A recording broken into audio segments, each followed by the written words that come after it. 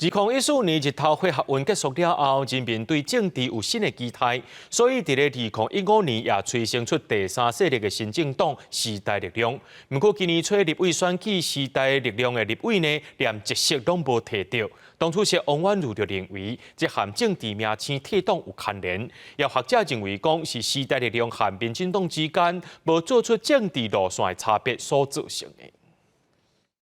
跟大家抱歉。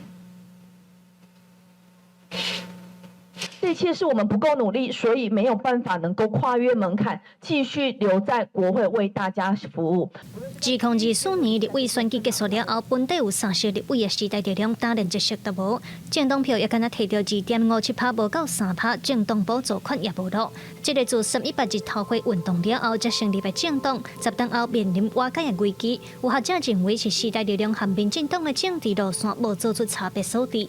从时代力量出走的政治融化，也多半都是加入民进党，所以说使得民进党跟时代力量之间的区分呢是越来越近，越来越模糊。如果时代力量又被民调都认为说它可能很难超过5%，那我这一票不如支持民进党。